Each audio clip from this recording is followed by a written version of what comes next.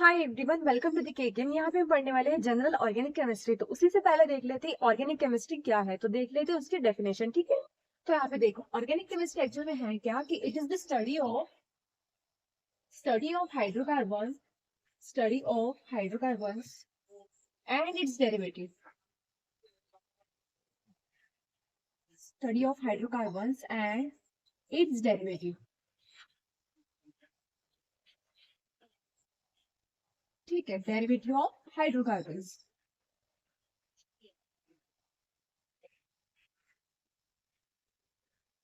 ठीक है। तो यहाँ पे देखो, पहले देख लेते हैं हाइड्रोकार्बन टर्म क्या है, ठीक है। इसके नेमिंग से हमें पता चलता है कि हाइड्रो मतलब क्या है, हाइड्रोजन एलिमेंट। और यहाँ पे डायरेक्टली लिखा है कार्बन, मतलब ये क्या हो गया, कार्बन। तो हाइड्रोकार्बन क्या है, ऐसे कंपाउंड जहाँ पे सिर्फ हाइड्रोजन और कार्बन से प्रेजेंट हो। मतलब ऐसे कंपाउंड जो सिर्फ हाइड्रोजन और कार्बन से मिलकर ही बने हो, उसे हम बोलेंगे हाइड्रोकार्बन। अब देखो यहाँ पे क्या लिखा है, डेरिवेटिव ऑफ हाइड्रोकार्बन, मतलब क्या है कि हाइड्रोजन और कार्बन के अलावा अगर कंपाउंड्स में कोई अदर एलिमेंट्स प्रेजेंट होते हैं, जैसे कि फॉर एग्जांपल यहाँ पे देखो कि nitrogen, oxygen, sulphur, phosphorus, halogen and etcetera. तो अगर इसके अलावा कोई अदर एलिमेंट्स प्रेजेंट होते हैं, तो ऐसे तो बहुत सारे एलिमेंट्स है पीरियोडिक टेबल में, लेकिन ये कुछ एग्जांपल्स है उसके। तो ये अगर प्रेजेंट रहते हैं कंपाउंड में, तो उसे हम बोलेंगे डेरिवेटिव ऑफ हाइड्रोकार्बन, ठीक है। इतनी बात क्लियर है। इसके बाद हम क्या करेंगे कि हाइड्रोकार्बन को डिवाइड करेंगे टू पार्ट्स में। तो पहला वाला पार्ट है कैटिनेशन, ठीक है। इसे पहले देख लेते हैं। कैटिनेशन, कैटिनेशन मतलब एक्चुअल में क्या है कि सेल्फ लिंकिंग ऑफ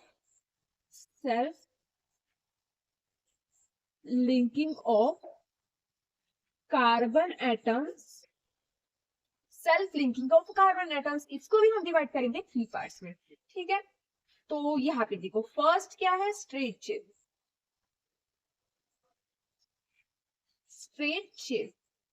तो देखो, कैटिनेशन मतलब क्या है कि कार्बन एटम एक दूसरे के साथ अटैच होते जाएंगे। तो वो किस तरह से अटैच होते जाएंगे, उसके ये थ्री पार्ट्स है, ठीक है। तो स्ट्रेट चेन मतलब क्या है कि ये वाला कार्बन है, ये किसी अनदर कार्बन को अटैच है। ये फर्दर क्या करेगा, किसी अनदर आइटम के साथ अटैच हो जाएगा कार्बन के साथ, ये फर्दर किसी कार्बन के साथ अटैच हो जाएगा। इसी तरह से लॉन्गेस्ट चेन फॉर्म कर देगा, तो वो क्या हो जाएगा, स्ट्रेट चेन।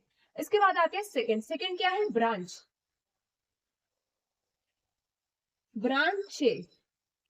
ब्रांच चेन में क्या होता है कि इसी तरह से लॉन्गेस्ट चेन फॉर्म होगी, लेकिन साथ ही में क्या होगा कि किसी रैंडम कार्बन को, ऐसा हो सकता है कि यहाँ पे स्ट्रेट चेन है, रैंडम कार्बन को फिर से कार्बन अटैच है, ये फर्दर किसी अनदर कार्बन को अटैच है। इसी तरह से स्ट्रेट चेन में अगर साइड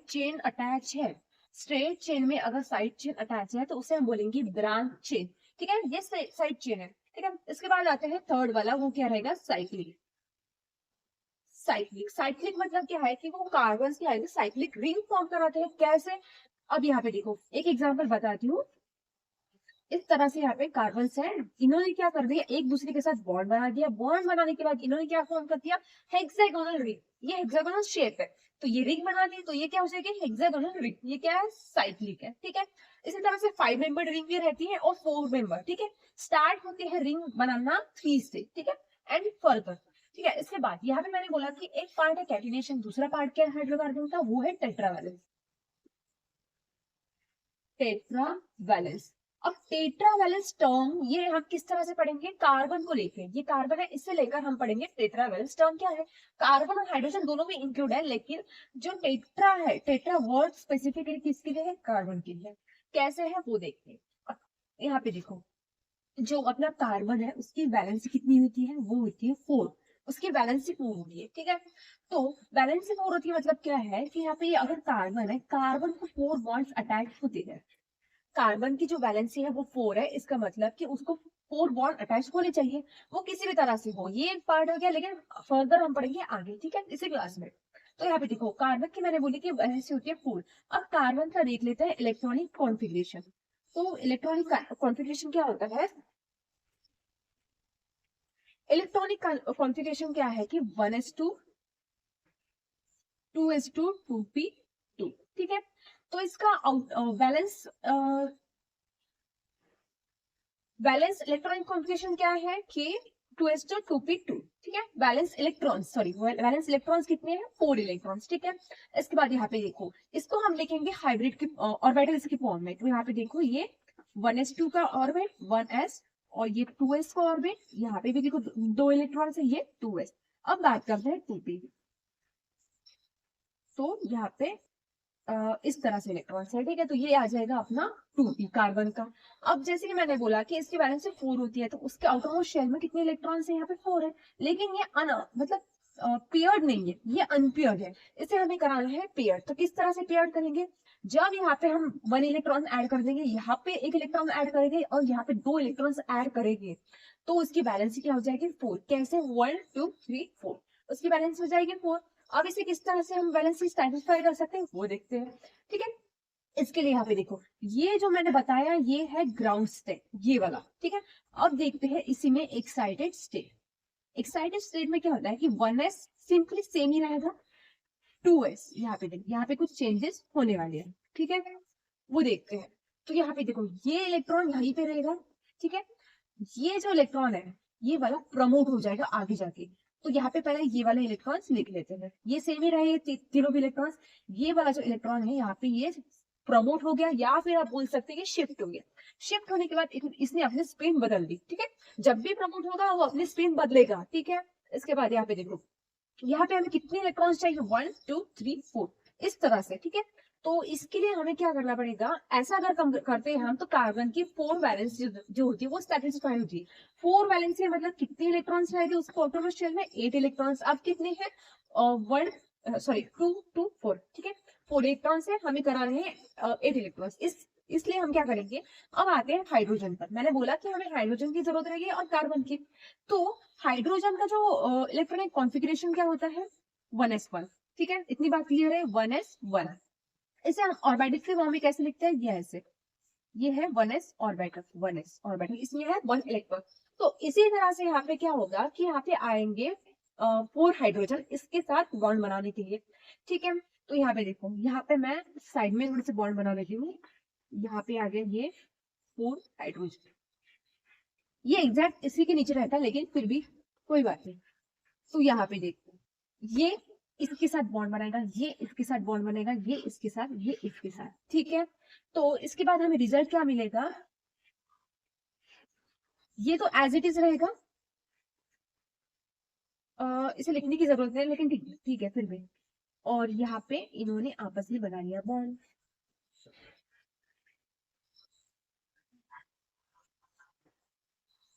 ये हो गया कार्बन के बारे में।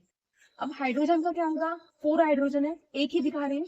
यहाँ पे इसके पास भी आ गया 2 इलेक्ट्रॉन्स, ठीक है। इतना समझ आ गया। जो अपना हाइड्रोजन था उसके पास थे 1 इलेक्ट्रॉन्स आउटरमोस्ट शेल में। अब यहाँ पे देखो, इसके पास थे आउटरमोस्ट शेल में 1 2 3 4 कार्बन के पास।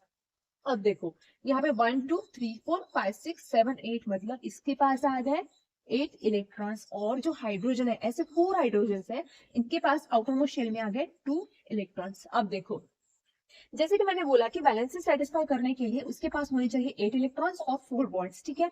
तो यहाँ पे देखो, इसने क्या करा, ऑक्टेट रूल को फॉलो करा। साथ ही में हम पढ़ लेंगे रूल। तो ये जो कार्बन है इसने क्या करा, ऑक्टेट रूल को फॉलो करा। ऑक्टेट रूल क्या है वो मैंने समझा दिया, लेकिन बस डिफाइन करना था।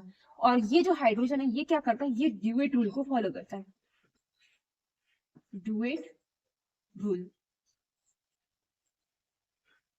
ठीक है। अब देखते हैं कैसे। यहाँ पे इसने अपने आउटरमोस्ट शेल में 8 इलेक्ट्रॉन्स कंप्लीट कर लिए, तो ये फॉलो करेगा ऑक्टेट रूल, ठीक है। ऑक्टेट रूल क्यों फॉलो करता है कि उसमें क्या हो जाती है, स्टेबिलिटी आ जाती है, स्टेबिलिटी। ऑक्टेट कंप्लीट करना मतलब नोबल गैस कॉन्फ़िगरेशन मतलब कंप्लीट करना, ठीक है। और ड्यूएट रूल कौन फॉलो करता है, जैसे कि हाइड्रोजन जिनके पास बहुत कम इलेक्ट्रॉन्स होते हैं वो क्या करते हैं, ड्यूएट रूल को फॉलो करते हैं। इसी तरह से हाइड्रोजन, ठीक है। यहाँ पे देखो, कार्बन ऐसे ही क्या करेगा, अपना nitrogen, carbon, nitrogen, oxygen, fluorine, ये इसी तरह से ऑक्टेट रूल को फॉलो करते हैं, ठीक है। तो यहाँ पे देखो, अब मैंने ये हाइब्रिड स्ट्रक्चर तो बता दिया किस तरह से बॉन्ड फॉर्म हुआ। यहाँ पे इसके पास 8 इलेक्ट्रॉन्स हो गए, ये 2 इलेक्ट्रॉन्स कंप्लीट हो गए। अब इसका स्ट्रक्चर बता दो यहीं पे। तो यहाँ पे देखो, जैसे कि मैंने बोला कि ये कार्बन के आउटरमोस्ट शेल में पहले थे 4 इलेक्ट्रॉन्स, ये वाले 4 इलेक्ट्रॉन्स। अब देखो, हाइड्रोजन ने अपना अपना 1 इलेक्ट्रॉन लाया, ये देखो 1 2, ये 3 और ये 4। सब हाइड्रोजन ने अपना एक एक इलेक्ट्रॉन लाया, कार्बन ने लाए 4 इलेक्ट्रॉन्स, ठीक है। तो एक इन्होंने क्या करा, इसका एक कार्बन का एक इलेक्ट्रॉन, हाइड्रोजन का इलेक्ट्रॉन, इन्होंने बनाया बॉन्ड। ठीक है, इन्होंने क्या बनाया, बॉन्ड। अब देखो, कार्बन ने एक इलेक्ट्रॉन लाया, हाइड्रोजन ने एक इलेक्ट्रॉन लाया, तो ये जो बॉन्ड बना है ये कैसा है, कोवैलेंट बॉन्ड। कोवैलेंट बॉन्ड कब बनते हैं, जब शेयरिंग ऑफ इलेक्ट्रॉन्स, इसे बोलते हैं sharing of electron, mutual sharing भी बोल सकते हैं। शेयरिंग ऑफ इलेक्ट्रॉन्स मतलब जितना इलेक्ट्रॉन इस कार्बन ने लाया उतने ही इस हाइड्रोजन ने लाया। ठीक है, तो इस तरह से हमने बनवाई है अपने 4 बॉन्ड्स। ठीक है, अब देखो, ये जो बॉन्ड होता है ना, सिंगल बॉन्ड है। ठीक है, इतना समझ में आ रहा है, ये सिंगल बॉन्ड है, तो इस सिंगल बॉन्ड को ऐसा भी बोलते हैं सिग्मा बॉन्ड, इसे बोलते हैं सिग्मा। और ये bond sigma bond, covalent bond बोलते हैं, लेकिन अगर सिंगल बॉन्ड है तो इसे सिग्मा बॉन्ड बोलते हैं। इसके और भी टाइप्स रहते हैं, वो हम आगे बढ़ेंगे, लेकिन जितना साथ साथ चल रहा है उतना कर लेते हैं। ठीक है, जरूरत के हिसाब से सीखेंगे। ठीक है, इसके बाद यहाँ पे देखो, मैंने ये नॉर्मल वाला स्ट्रक्चर बता दिया, ये जो हाइब्रिड स्ट्रक्चर है वो देख लेते हैं यहाँ पे। तो जैसे कि मैंने बोला, वो कार्बन है, कार्बन का ये ऑर्बिटल, ये 1 ऑर्बिटल, ये 2 सेकंड वाला ऑर्बिटल, ये थर्ड 1, और ये हाँ करेक्ट है। तो ये रहा अपना कार्बन, और यहाँ पे इसके अपने एक एक इलेक्ट्रॉन्स है, ये अपने अपने एक एक इलेक्ट्रॉन लेके आया, और ये स्फेरिकल दिखा है, ये आया अपना हाइड्रोजन। ठीक है, स्फेरिकल आया अपना हाइड्रोजन।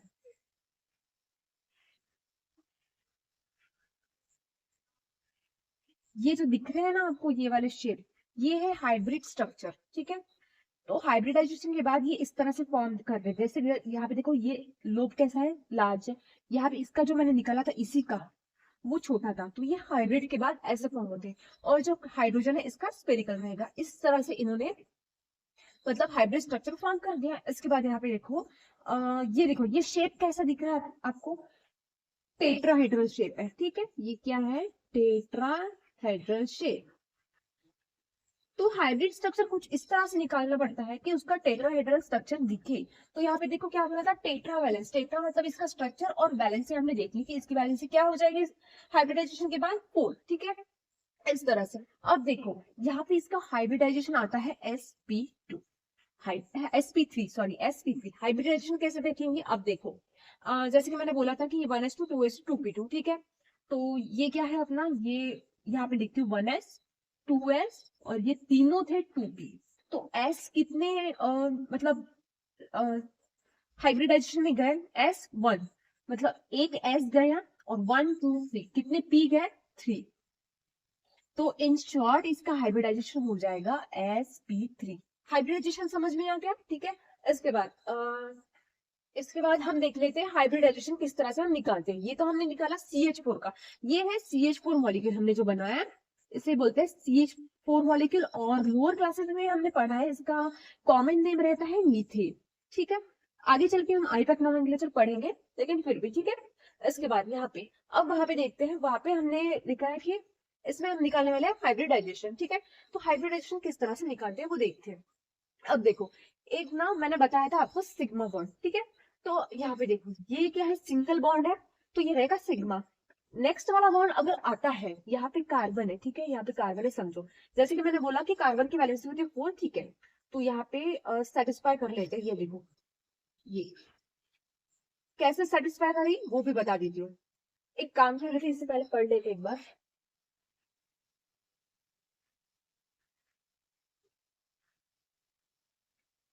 थोड़ा सा बैलेंसिंग का सेटिस्फाई कैसे करना पड़ता है वो पढ़ लेते एक बार। ठीक है,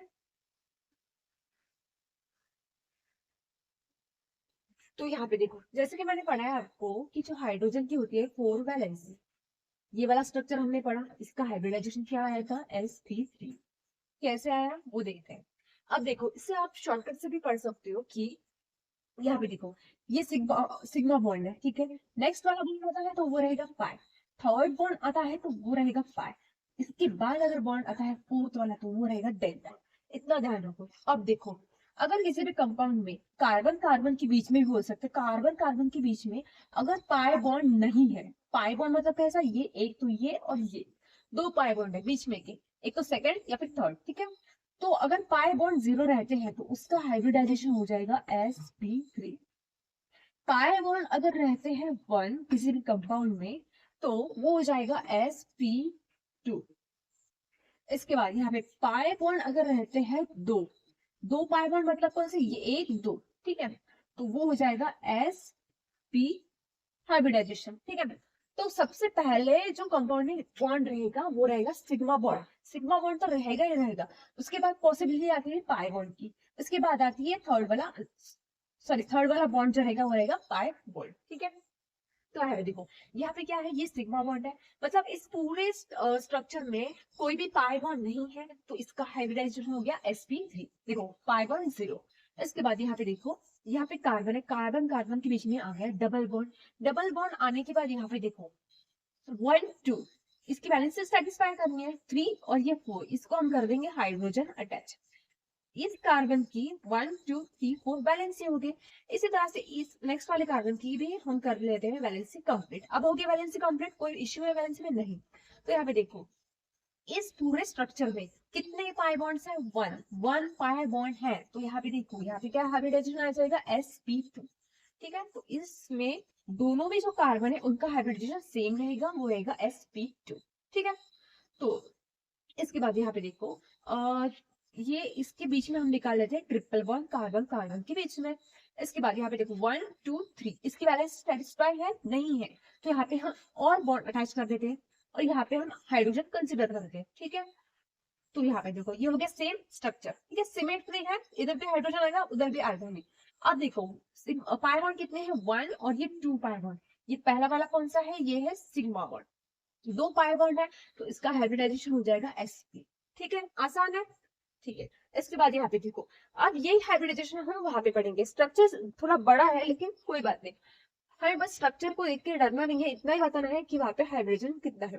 तो यहाँ पे देखो इस कार्बन को कोई भी पाई बॉन्ड अटैच है, इसको हम खोल के लिख लेते हैं।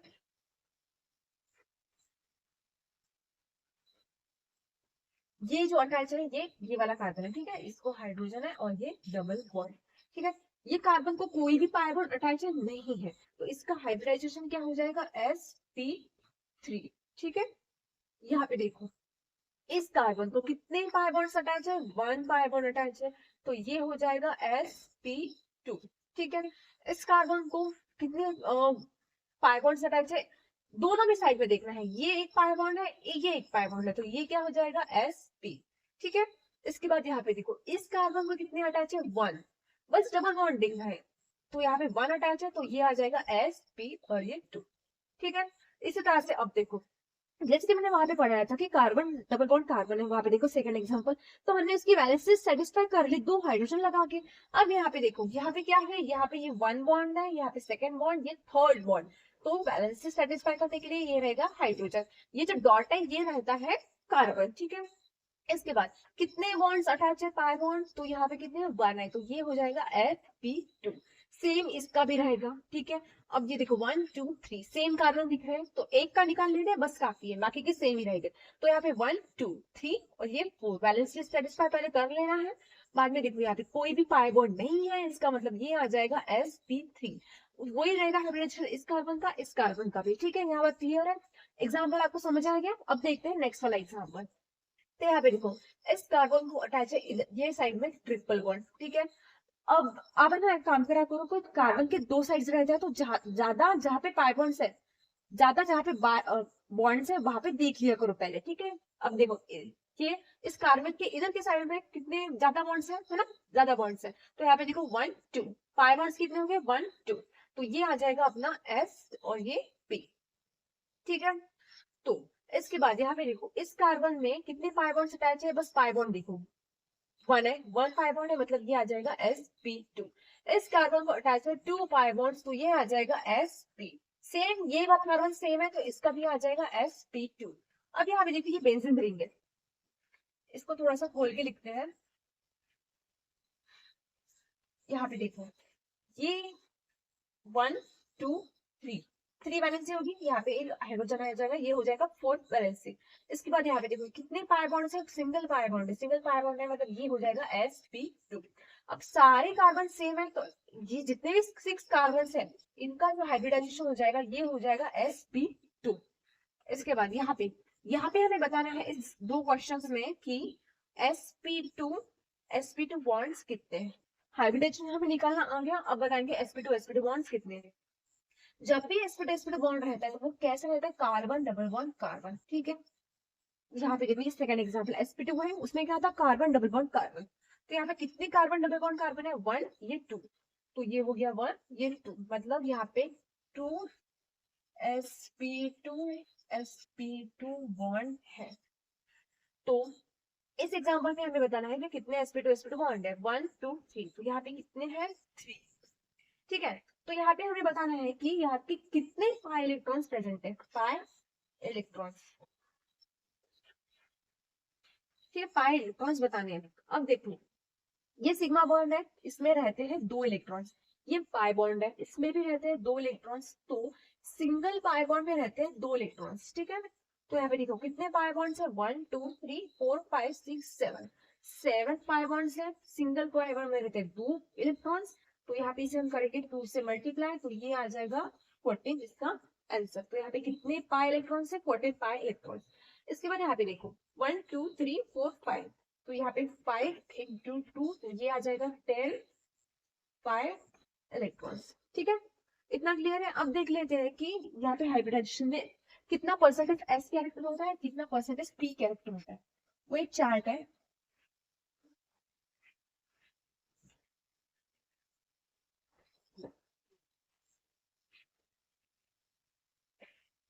तो जैसे कि हमने हाइब्रिडाइजेशन देख लिया, तो यहाँ पे देखो पहले लिख लेते हैं हाइब्रिडाइजेशन।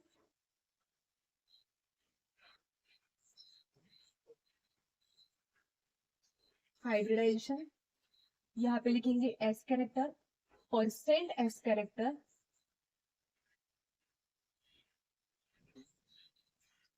यहाँ पे परसेंट पी, और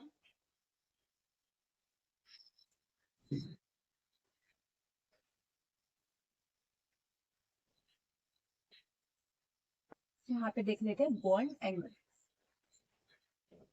ठीक है। तो पहले यहाँ पे ना बॉन्ड एंगल बताना तो रह गया था कि यहाँ पे जो हाइड्रोजन है ये वाला, ये हाइड्रोजन ये कार्बन ये हाइड्रोजन, इनके बीच में कितना बॉन्ड एंगल है, तो ये होता है 109.5 डिग्री, ठीक है। और इसका शेप तो बताया था कि टेट्राहेड्रल शेप है, ठीक है। तो यहाँ पे देखो हाइब्रिडाइजेशन हमने कौन से पढ़े, एक तो पढ़ा sp3, एक था sp2, और लास्ट वाला था sp। तो यहाँ पे देखो अगर हम इसे कंसिडर करते हैं 100%, sp3 जो है वो है 100%, तो यहाँ पे देखो ये s p p p 3p है, ठीक है। तो यहाँ पे देखो 100 को अगर इसे डिवाइड करते हैं तो इसका कितना आएगा, 25%, मतलब s कैरेक्टर कितना आया, 25%। तो बचा अपना ये p कैरेक्टर बाकी का, तो ये कितना आएगा, 75%, ठीक है। इतनी बात समझ में आ गई, तो इसके इससे हम डायरेक्टली लिख सकते हैं कि आगे कितना आएगा, ये 25% आएगा और ये आ जाएगा 75%। तो यहाँ पे देखो sp2 spp, इसे भी हम 100% कंसिडर करते हैं, तो यहाँ पे आ जाएगा ये 33% और बचा अपना pp 66%। तो यहाँ पे डायरेक्टली लिखते हैं कि ये आ जाएगा 33% और ये आ जाएगा 66%।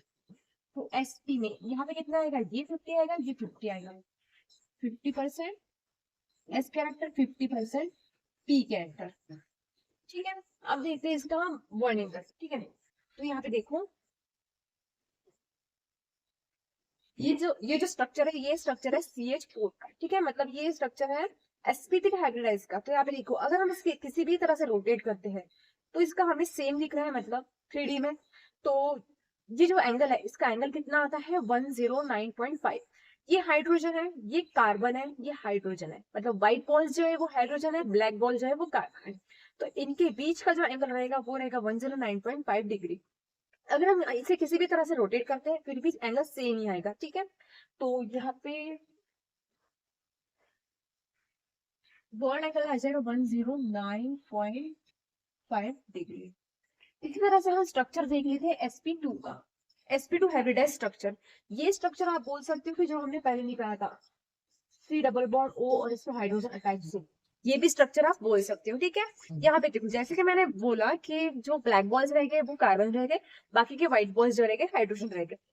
ये हाइड्रोजन कार्बन हाइड्रोजन इनके बीच का बॉन्ड कितना रहेगा 120 डिग्री सेल्सियस, ठीक है, 120 डिग्री, ठीक है। अब देखते हैं sp हाइब्रिडाइज स्ट्रक्चर। ये मॉलिक्यूल्स है, ठीक है। यहाँ पे ये देखो कार्बन कार्बन, ये हाइड्रोजन हाइड्रोजन, तो ये क्या है स्ट्रेट लाइन में दिख रहा है आपको, स्ट्रेट लाइन है मतलब ये इसका हाइब्रिडेशन क्या है sp। मैंने तो पहले ही बोल दिया था sp हाइब्रिडेशन, ये देखो 1 2 3। ये जो व्हाइट वाला दिख रहा है इसे कंसिडर करो कि ये सिग्मा बॉन्ड है, और जो वायलेट वाले बॉन्ड दिख रहे हैं वो पाई बॉन्ड है, ठीक है। यहाँ पे आपको 2 पाई बॉन्ड दिख रहे हैं, एक सिग्मा बॉन्ड, ठीक है। ये स्ट्रेट में है तो इसका बॉन्ड एंगल कितना आना चाहिए 180 डिग्री, ठीक है। तो इसका बॉन्ड एंगल आ जाएगा 180 डिग्री, ठीक है। तो यहाँ पे देखो इस तरह से हमने निकाल लिया एस कैरेक्टर पी कैरेक्टर और जो बॉन्ड एंगल, ठीक है। अब देखिए यहाँ पे एस कैरेक्टर कम है S compare to that of the P, तो एस इनवर्सली प्रोपोर्शनल है अपने बॉन्ड एंगल के, मतलब